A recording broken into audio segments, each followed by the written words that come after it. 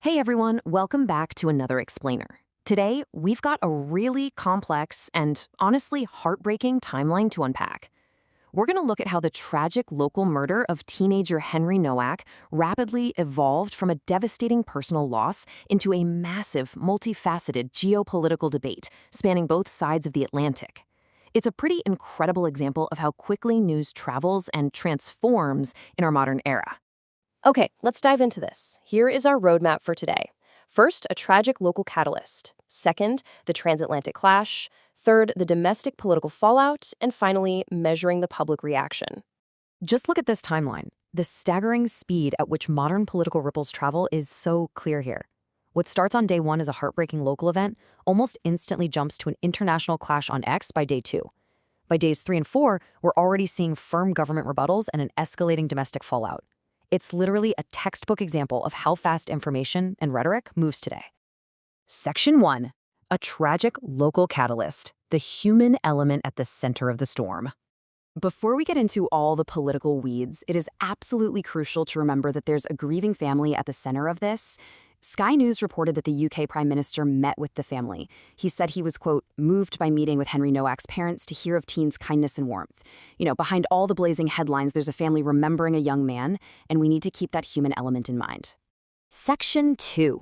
The transatlantic clash. US and UK leaders exchange words. So things really escalated when US Vice President J.D. Vance took to X to comment on the tragedy. He didn't hold back. Here are his exact words. The only response is righteous anger. He would be alive if the last few generations of European elites had stood their ground against the politics of self-hatred and the mass invasion of migrants. Notice his specific framing there.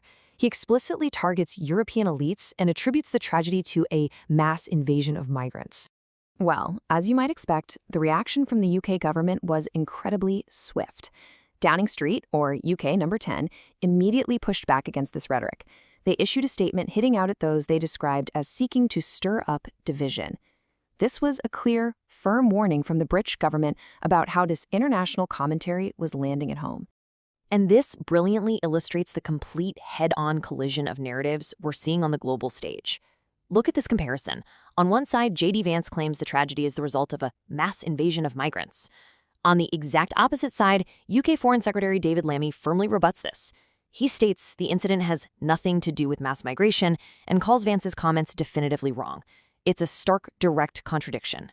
Section 3. The domestic political fallout. The debate comes home. Now, to really understand this domestic row, we need a quick vocabulary check. The phrase two-tier policing started absolutely dominating the UK conversation.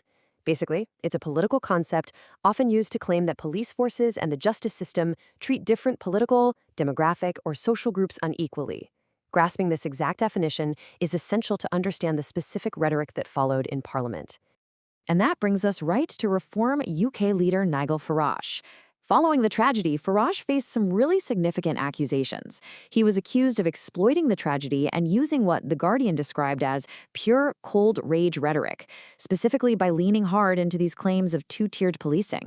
The pushback against Farage from the top of the UK government was intensely direct. Prime Minister Keir Starmer offered a fierce condemnation, stating that Nigel Farage's claims about two-tier policing in the UK are, quote, unforgivable. We can clearly see the absolute severity of this domestic political clash. Section 4. Measuring the public reaction. How are the voters responding? A really palpable example of the media and public frustration comes from veteran broadcaster Trevor Phillips. Speaking on air, Phillips bluntly stated, "I do feel rage," publicly calling out politicians over the responses to the Henry Nowak case. I think this perfectly captures the exhaustion and anger so many people felt watching a local tragedy turn into a political football. Now, what's really interesting about this slide is how pollsters are tracking this. YouGov put this exact question out there, directly quoting J.D. Vance's comments about European elites and migrants, and asking British voters, which of the following comes closest to your view? This takes that high-level transatlantic debate and drops it right on the everyday voter's doorstep. It's actively measuring how these specific geopolitical talking points are landing with the average person. So stepping back, the crucial point is this action-reaction cycle we've mapped out today. It's like a giant domino effect. It starts with a deeply personal, tragic, local catalyst. From there, we see rapid capitalization by international figures that instantly prompts firm government rebuttals, which in turn fuels escalating domestic accusations, ultimately leading to public polling and massive media fallout. It really illustrates just how rapidly a personal event gets absorbed into the global political machine. As we wrap up this explainer, I want to leave you with a final provocative thought. How do modern political ecosystems instantly transform tragic local events into global ideological battlegrounds? It's a huge question, one that goes far beyond this single timeline, and honestly, it's one we all need to be asking ourselves as we consume our daily news. Thank you so much for joining me to unpack this really complex event. Keep questioning, keep analyzing, and I'll see you in the next explainer.